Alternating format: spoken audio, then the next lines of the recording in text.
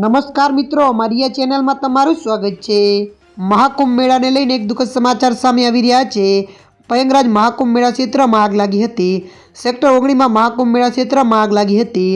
Tent સિટીમાં લાગેલી આગ ધીરે ધીરે વધતી ગઈ અને સેક્ટર 20 સુધી પહોંચી હતી। જોકે યુદ્ધના ધોરણે આગ બુઝાવવાની કામગીરી શરૂ કરાતા હાલ આગ પર કાબૂ મેળવી દેવાયો છે। જોકે આ એટલી મોટી ઇવેન્ટ છે કે ત્યાં નાનકડી આગ પણ લાગે તો જીવ તાળવે ચોંટે, કારણ કે અહીં કરોડોની સંખ્યામાં લોકો હાજર છે। જોકે સદન સભ્યે કોઈ જનહાનિ થઈ નથી। ઘટનાના પગલે યુપી સીએમ યોગી આદિત્યનાથ પરિસ્થિતિનો તાગ મેળવવા માટે ઘટના સ્થળે પહોંચ્યા હતા। અધિકારીઓને સાથે રાખીને પરિસ્થિતિનું નિરીક્ષણ કર્યું હતું। તો બીજી તરફ પીએમ મોદીએ આગની ઘટનાની નોંધ લીધી હતી।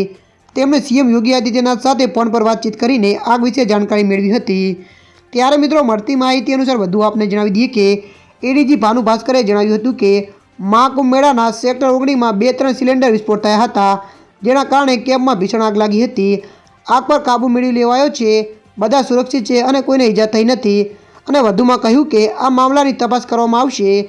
ત્યારે મિત્રો, હાલ માટે આટલું। મળીશું નવી અપડેટ સાથે। જો તમને અમારો વિડીયો પસંદ આવે, લાઇક, શેર અને સબસ્ક્રાઈબ કરી નાખજો। ધન્યવાદ।